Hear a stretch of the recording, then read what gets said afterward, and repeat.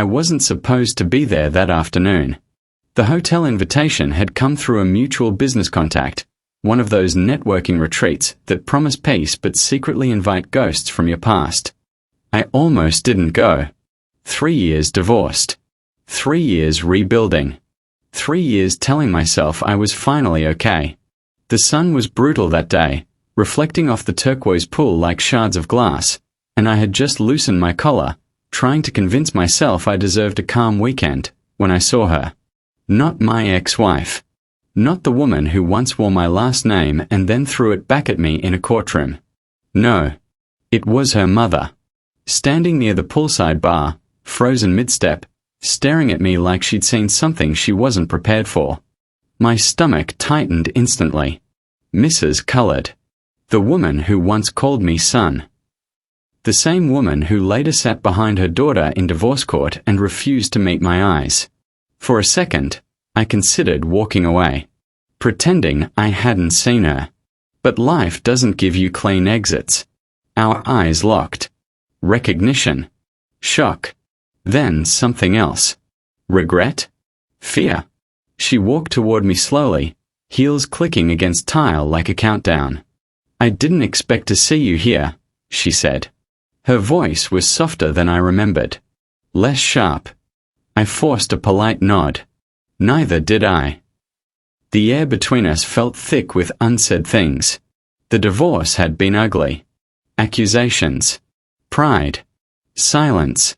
My ex-wife, Aisha, had believed I cared more about my startup than our marriage. I believe she never understood the pressure I carried. We both lost. But seeing her mother here felt different. She looked older. Smaller somehow. The confidence she once carried like armor seemed cracked. "Can we talk?" she asked. That surprised me. In all those years, she had never once reached out. I hesitated, but curiosity won. We sat at a small table by the pool. The water shimmered between us like a memory trying to surface. For a moment, she didn't speak. Then she did something I never expected. She apologized. I should have stopped it, she said quietly. I should have made her listen. My heart pounded. I hadn't come here for closure. I had already built walls over those wounds. It wasn't your fight, I said carefully. She shook her head. It was my daughter's marriage, and I let pride ruin it. That word again. Pride. The silent killer of everything good. She told me Aisha wasn't okay. That shocked me more than anything. From the outside, I'd seen pictures online. New apartment, new car, smiling selfies. She looked fine. She's not fine, her mother whispered. She's alone. And she finally admitted she made a mistake. My chest tightened in a way I hadn't allowed in years. I had spent so long convincing myself I didn't care anymore. That what we had was dead and buried. But hearing that, it stirred something dangerous. Why are you telling me this? I asked. Mrs. Colored looked directly at me. Because she won't. Silence stretched between us. The pool noise faded. My past was sitting right across from me, asking me to reconsider everything I thought was settled. She misses you, her mother continued. But she's ashamed. I exhaled slowly. Shame. Regret. Words that come too late. I remembered the night everything fell apart. The shouting. The accusations. Her walking out. I remembered signing papers with trembling hands. I remembered telling myself I deserved someone who believed in me. And now here I was, by a poolside I never planned to visit, being told that maybe the story wasn't finished. What do you want from me? I asked. Her answer changed everything. Meet her. Just once. Not for reconciliation. Not for promises. Just hear her. I looked at the water again. Funny how calm surfaces hide depth. I had rebuilt my life. My company was finally stable. My nights were quiet. Predictable. Safe. Was I ready to disturb that peace?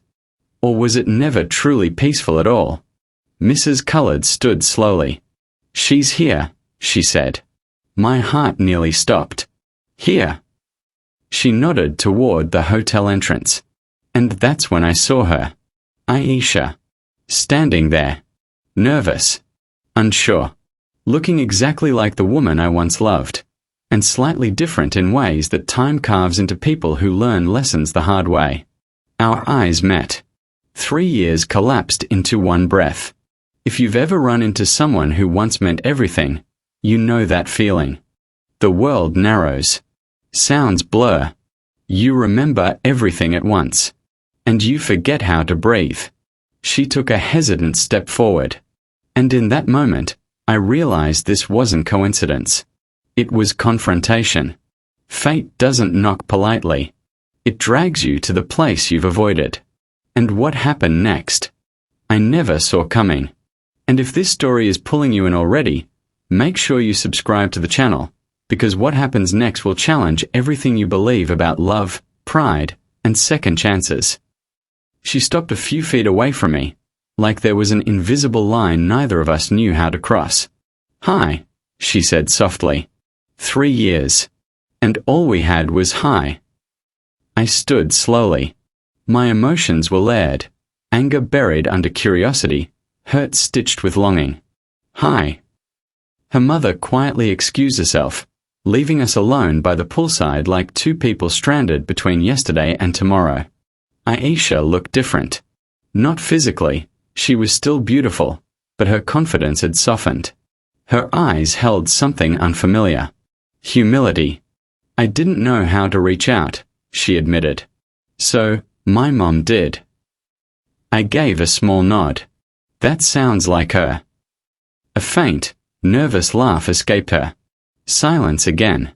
But this time, it wasn't hostile. It was fragile. "I was wrong," she said suddenly. No defense. No blame.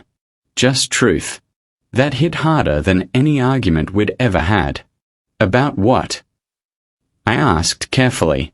About thinking you were choosing work over me. About believing struggle meant you didn't love me. About letting my ego win. She swallowed. I thought marriage was supposed to feel easy. I let out a slow breath. It was never supposed to be easy. It was supposed to be teamwork. She nodded, eyes glistening. I see that now. The irony almost made me laugh. Sometimes people understand value only after loss. Why now? I asked. Because I've spent 3 years realizing I didn't lose you. I pushed you away. The honesty in her voice dismantled defenses I didn't realize were still standing. I'm not here to beg, she continued. I just needed you to know I'm sorry. Truly sorry. And that's when something shifted inside me. Not forgiveness. Not reconciliation. Clarity. I had spent years painting her as the villain in my recovery story. But growth doesn't belong to one person. I wasn't perfect either. I had buried myself in ambition. I had expected her to simply endure the storm with me. Maybe we both failed differently. I wasn't easy to live with either, I admitted. Her eyes widened slightly. You're not angry? She asked. I thought about it. The late nights. The harsh words. The courtroom silence. And surprisingly, no. The anger had expired. I was, I said honestly. But I don't think I am anymore. Relief washed over her face in a way that almost broke me. I don't expect us to go back, she whispered. I just wanted peace between us. Peace. That word felt more powerful than love in that moment. We talked for over an hour. Not about blame. Not about the divorce. But about growth. Therapy. Lessons. Loneliness. We were two different people now. Matured by loss. Strengthened by regret. When the sun began to set, casting gold over the water, she looked at me and asked the question hanging in the air. Do you think people ever get a second chance? I looked at the horizon. I used to believe second chances were weakness. Now I wasn't so sure. I think, I said slowly, second chances only work when both people are different from who they were the first time. She nodded thoughtfully. I am. I studied her face carefully, and for the first time in years, I saw not the woman who left, but the woman who learned. I am too, I admitted. There it was. Not a dramatic reunion. Not a cinematic embrace. Just two adults standing at the edge of possibility. Coffee tomorrow? She asked gently. A simple invitation. No pressure. No promises. Just a door slightly open. I smiled, something I hadn't expected to do that day. Coffee tomorrow. And sometimes, that's how everything changes. Not with fireworks. Not with grand speeches. But with humility. With growth. With two people choosing maturity over pride. Whether it led to reconciliation or simply closure didn't matter in that moment. What mattered was that we faced what we once ran from. And that's the real transformation. Because life will test your ego. It will test your patience. It will test your heart. But if you're brave enough to confront your past instead of hiding from it, you might just find peace waiting on the other side of the pool. And if you believe in second chances, if you believe people can grow, heal, and return stronger than before, then subscribe to this channel right now. Because here, we don't just tell stories, we explore the moments that change lives forever. Your next favorite story might be one click away.